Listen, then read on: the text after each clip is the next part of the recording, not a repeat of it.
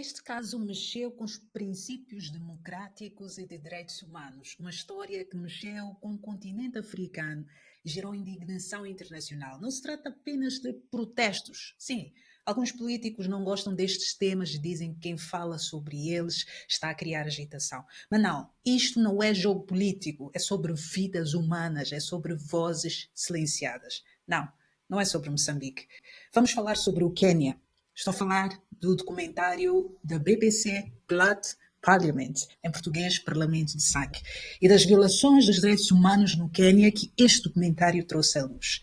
Aqui trata-se de vítimas não como números, eram pessoas com sonhos e até tinham presença nas redes sociais.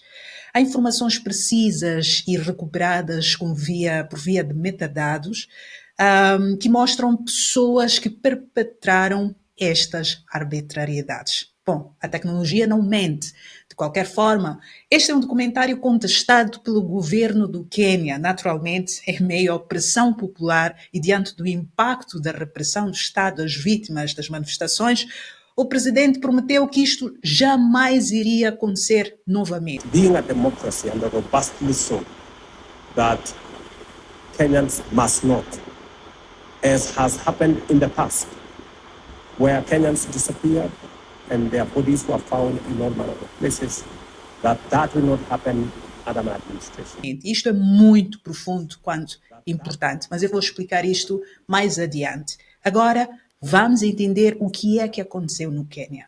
Your government opened fire on them, killed them, forcibly abducted and disappeared them.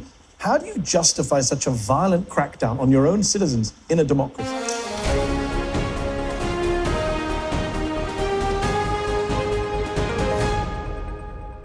Bom, foi um documentário lançado em abril deste ano, 2025. Blood Parliament tornou-se um ponto de discórdia.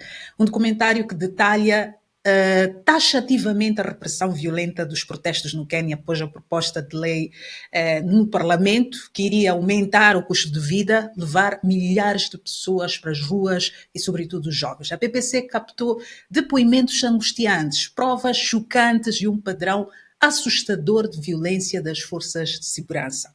Mas vamos aos fatos. Isto é que não pode ser ignorado quando vamos refletir sobre estes assuntos.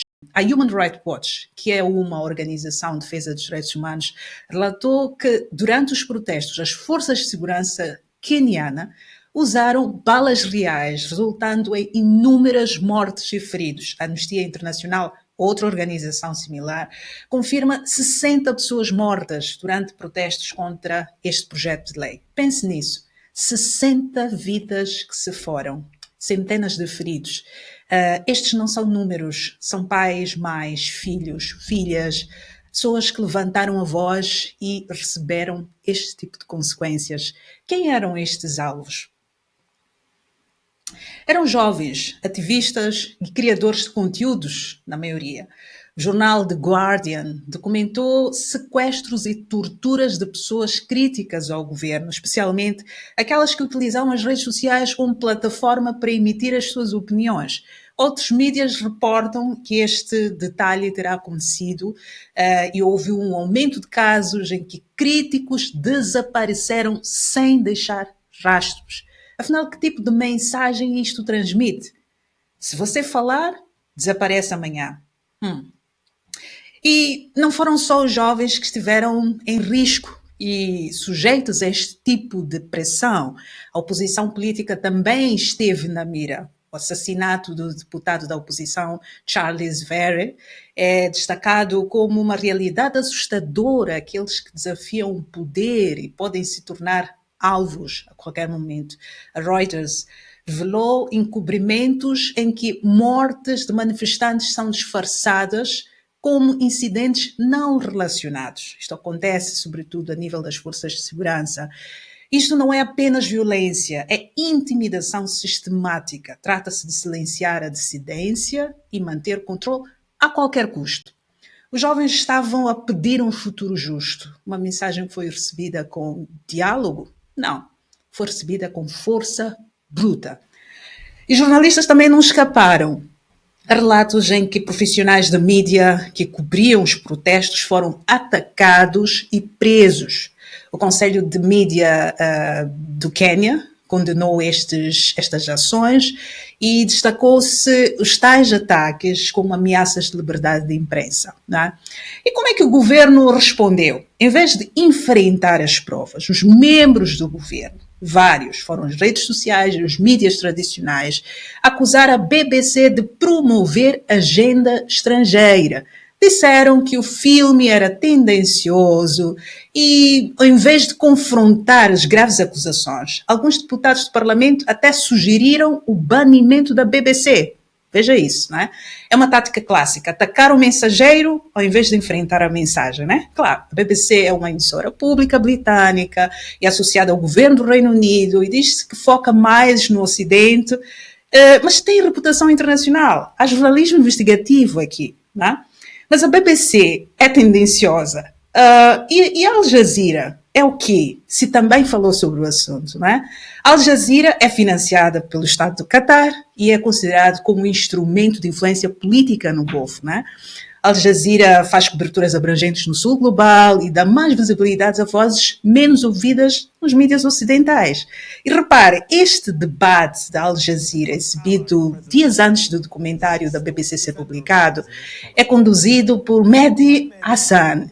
Eu considero um dos melhores entrevistadores, para mim, do mundo, né? Um jornalista muito competente, formado na Universidade de Oxford. E ele é muito bom a entrevistar, né? Ele entrevistou um líder parlamentar que apoia políticas do governo do Quênia. E, claro, falou sobre as manifestações, mas também falou sobre a corrupção. Last year, the Organized Crime and Corruption Reporting Project named ousted Syrian dictator Bashar al-Assad as the most corrupt leader in the world. There were 5 other finalists, though. Out of those 5, can you tell me who received the most votes? You tell me. William Ruto received the most votes. Who was voting? A lot of Kenyans voted, actually. They submitted his name to the OCCRP. I mean, you have a real corruption problem in Kenya, and you ran on a platform. I just want to quote you to our viewers, and you can respond. You said, we shall not just speak about corruption, but we shall act. President Ruto said something similar during the election campaign in 2022. And yet last year, a US government report said that Kenya has failed to implement its anti-corruption laws, and the country has dropped 3 spots in Transparency International's annual corruption index. That is pretty embarrassing for your party, your government, is it not? Pretty embarrassing for any country to be ranked anyhow in terms of corruption perception. Maybe it's true. I said we will not talk about corruption, we will act. If you live in the Kenyan soil today, you will know close to 18,000 public services now are digitized, principally to try and preempt corrupt practices, because it is the provision of services where people get engaged in corruption and corrupt activities. 2, I will tell you, not a single mega scandal. Look at all previous administrations in Kenya, right from the Kenyatta one, the Moi regime, 24 years, to the Kibaki regime, to the Uhuru Kenyatta regime. But you have dropped. There were mega scandals. So why have you dropped 3 places? Peraí, ele está a dizer que modernização, centralização dos serviços pode evitar subornos dos funcionários e acabar com a corrupção.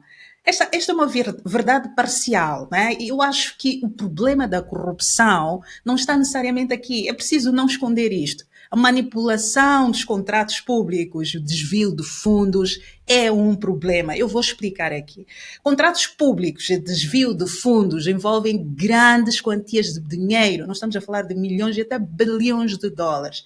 Estas são questões que não são isoladas. Isto faz uma diferença enorme nos orçamentos do Estado.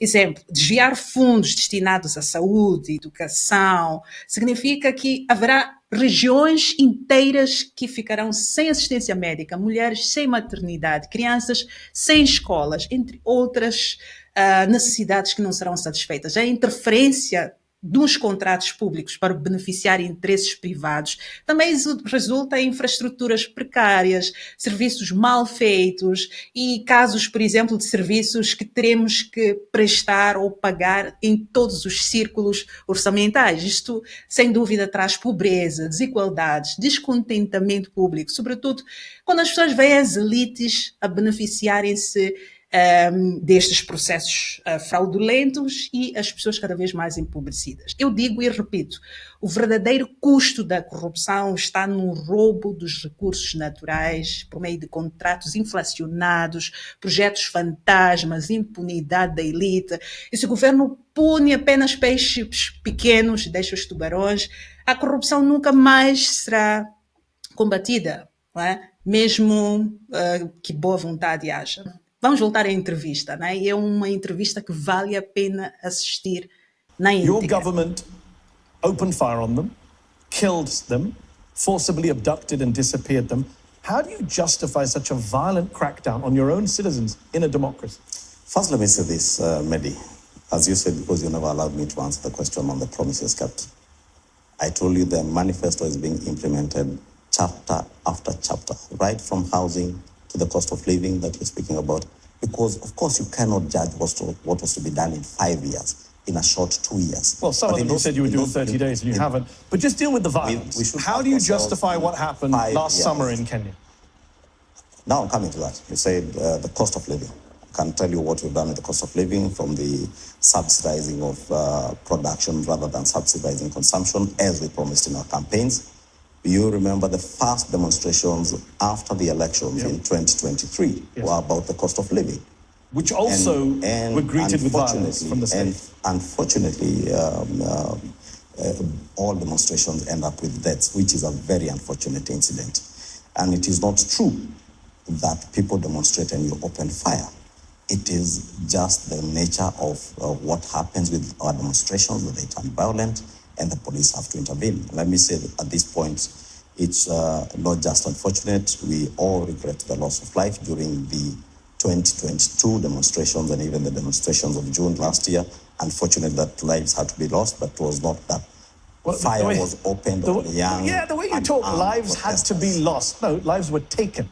Right? People were shot in the head. No life ought to have been lost, and nobody can justify the loss of life. Bom, é impressionante como alguns políticos consideram a perda de vida como um mero detalhe na equação da governação. Isto é chocante.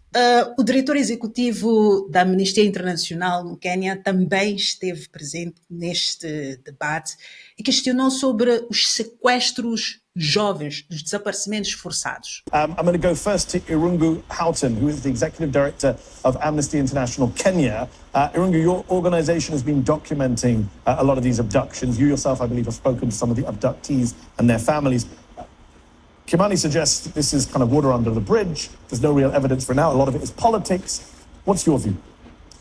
I think there has been a trend of targeting dissent, people who have protested in our streets, excessive use of force against people essentially just expressing the right to assembly. And in one case, for example, this young man was essentially held incommunicado. He was stripped naked. He was shaved, not just on top of his head, but in his pubic areas. He was interrogated ad nauseum about who his connections were, and all he had done was to post cartoons and artificially generated images onto the on his Twitter handle. Images of what? Of the president in a casket. Is that appropriate? Somebody makes fun of the president in Kenya and they get tortured like this?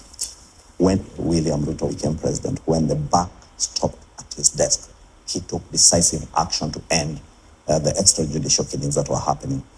True, what Rungu says is true. There were a case of about, I don't know if there were 3 or 4 young Kenyans who were allegedly abducted, and it went out that not allegedly. They were abducted. They were abducted, as it was reported. They returned back to their families. There was one case where one of them turned back, appeared in a disco at night with a fully charged phone. So you need to ask yourself where I don't understand what the battery power of phones has to do with torture and human rights in Kenya. You brought this up a couple of if I am abducted and kept incommunicado without a phone or anything, I do not expect you to have a fully charged phone and to reappear after 2 weeks. Do you deny they were tortured? I mean, After 2 Irungu weeks. just described I am not denying anything. Bom, o mais interessante nestes casos é que hoje, com as redes sociais, os vídeos amadores vêm comprovar os sequestros, não é? Não precisamos fazer muito esforço. Mesmo assim, tenta-se negar o óbvio até ao fim, ou até o momento em que dá, porque chega um momento em que já não dá mais para mentir e é preciso enfrentar isto. É exatamente isto que aconteceu muito recentemente. O presidente Ruto prometeu que isto jamais voltará a acontecer no Quênia. There are three things that I can speak to it. Number one is that there is an accountability mechanism to make sure that that situation is attended to and a proper accountability mechanism is put in place. That's number one. Number two is the fact that I undertook to the country that being a democracy and robustly so, that Kenyans must not, as has happened in the past, where Kenyans disappeared and their bodies were found in all manner of places, that will not happen under my administration. And all the people who disappeared or who were abducted, in what you say, all of them have been brought back to their families and their homes. And I have given clarity, firm instructions that nothing of that kind of nature will happen again. And that it was my commitment as I became president that extrajudicial disappearances of Kenyans will not be part of what we are doing as a nation. Additionally, we have taken proactive steps. My first assignment when I became president was to extend the independence of our investigative agencies, including the police, give them financial autonomy, give them operational autonomy. E honestamente, eu acho que este é o caminho. Reconhecer que isto foi um erro gravíssimo. Não é assim que se trata, cidadãos. Há regras, há leis. Nenhuma circunstância justifica a morte destas pessoas. Repito, nenhuma circunstância. E há recomendações deixadas aqui pela Human Rights Watch para lidar com violações durante protestos no Quênia, e várias entidades foram visadas nestas recomendações, a exemplo do Presidente da República, que é instado a estabelecer uma comissão judicial de inquérito para investigar as violações de direitos humanos relacionadas com os protestos de 2023, investigar as instruções dadas aos polícias, restringir o uso de polícias uniformizados e não comissionados na gestão dos protestos, só para citar algumas medidas, né? Há também recomendações para o Serviço Nacional da Polícia, como conduzir investigações completas e imparciais para a alegação de uso extensivo ou excessivo de força, né? Tortura e prisões ilegais. Integrar também treinamento em direitos humanos, educação, desenvolvimento profissional da polícia. Prestar atenção no uso de armas menos letais, garantindo que elas não sejam abusadas. E aqui estamos a falar de armas menos letais, nem estamos a falar das balas reais, né? Há também recomendações aos políticos e ao Parlamento, óbvio. É preciso abordar estas causas básicas dos protestos e garantir que as políticas económicas sejam mais justas, alinhadas às obrigações de direitos humanos, e comprometer-se com reformas políticas para proteger os direitos humanos, fortalecer a responsabilização. E esta palavra é chave, responsabilização, nunca pode faltar nestes contextos. E evitar também interferência política nas decisões policiais. Eu não digo não só policiais, mas a nível também do exército. Falar sobre repressão, especialmente durante manifestações, é essencial para prevenir futuras violações e responsabilizar as autoridades que violam a proteção dos direitos, né? Violam os direitos fundamentais dos cidadãos.